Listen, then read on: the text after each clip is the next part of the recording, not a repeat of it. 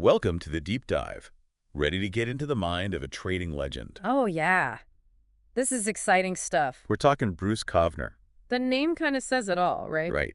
And we're going deep with his own words, straight from Bruce Kovner, the world trader. Not your typical trading book. This one's special. Totally.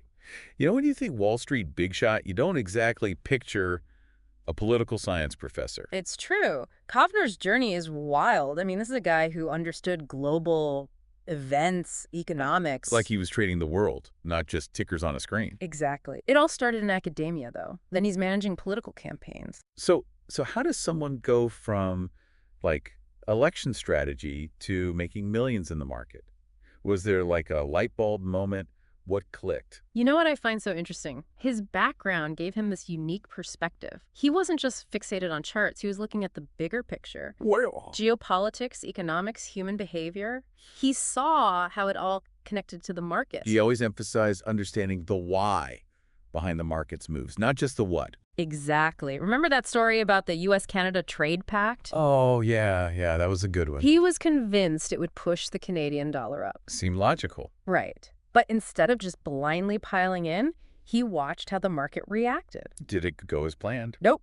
It actually went against him, which was a huge lesson. The market doesn't always follow the script, does it? Even when it seems obvious. Never. The market has a mind of its own. It's like the collective wisdom of thousands of traders, all reacting to news, rumors. You can't predict it. You have to respect it.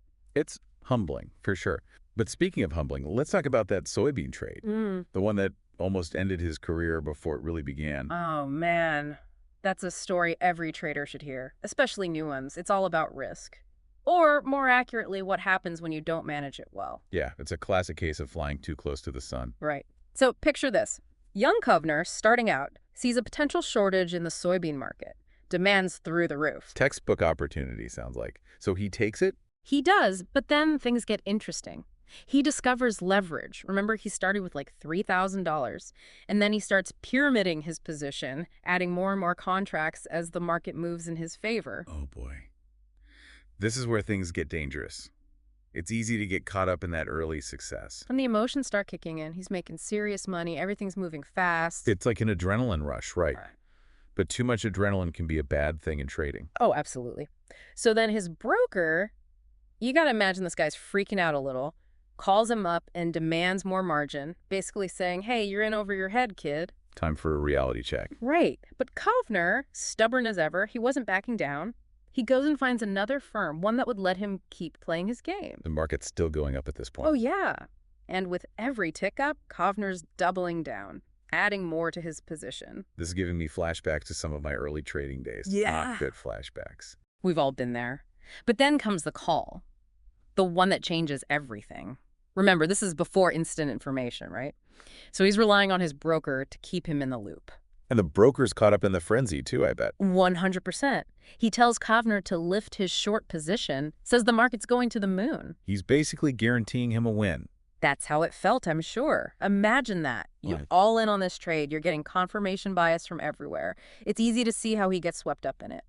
And then, boom, 15 minutes later, limit down. Brutal. The market does a complete 180, wipes out a huge chunk of his profits. Talk about a punch to the gut. I can't imagine. It wasn't just the money, though. It was the emotional roller coaster. That's what really got him. The sudden shift from euphoria to despair. And it taught him a valuable lesson, probably the most valuable lesson of his career. Manage your emotions. You can't let them control your trading. Easier said than done, right? Especially when you're looking at those kinds of gains, those kinds of losses. No doubt. But that experience, as painful as it was, it completely changed his approach to risk management. So what'd he do differently after that? Well, he became really intrigued by stop-loss orders, but not in the way you might think. Okay, most traders, they try to keep their stops tight. Right. Minimize those losses. Exactly. But Kovner, he did the opposite. He placed his stocks far away. Really? Why would you do that? Wouldn't that mean risking bigger losses? It seems counterintuitive, right? But his reasoning was brilliant. By having those wider stops, he avoided getting shaken out of trades by those little market fluctuations. He wasn't sweating the small stuff. Yep. He was playing the long game. He was accepting the volatility as part of the process. And he was trusting his analysis even when the market got a little bumpy. So he's like, I've done my homework. I'm sticking to my guns. I respect that. But how do you scale that mindset up? We're talking hundreds of millions of dollars here.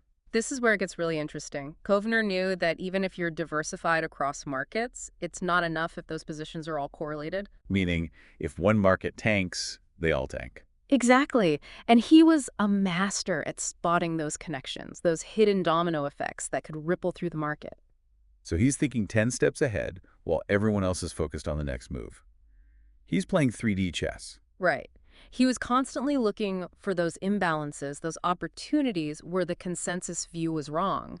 And what's amazing is that he knew there were limits to this approach. Limits? You mean even with all that brain power, there were things he couldn't do? Limits, yeah, like he openly admitted that managing that much money could actually hurt his performance. Whoa.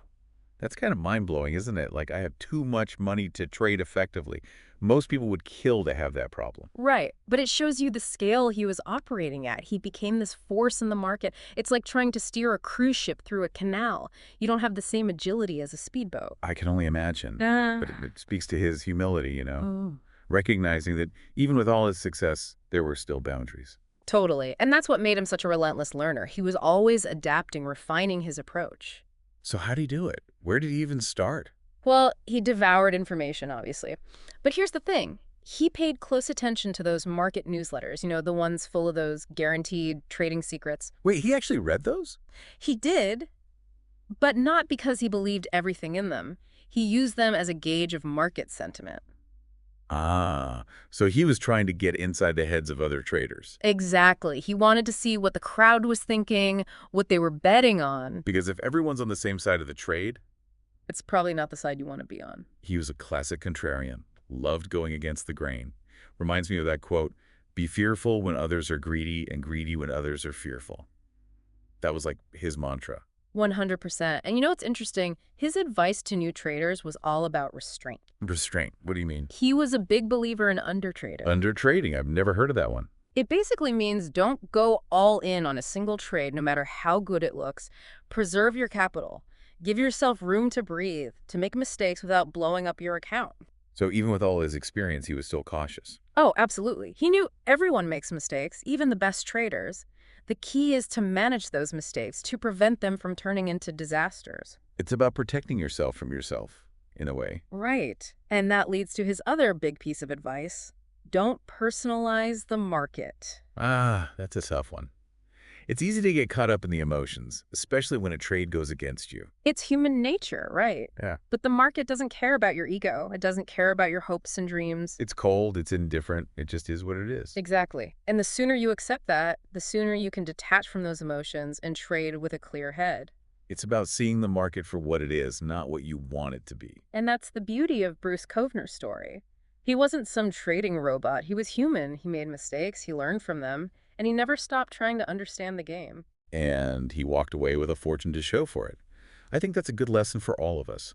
Don't be afraid to learn, to adapt, to challenge your assumptions. Couldn't have said it better myself. That's the essence of trading and the essence of success in any field, really. Absolutely. So, to all you listeners out there, as you navigate the markets this week, remember those words from Bruce Kovner. Undertrade, don't personalize the market, and never stop learning. Wise words to live by in trading and in life. Until next time, happy trading, everyone. Happy trading.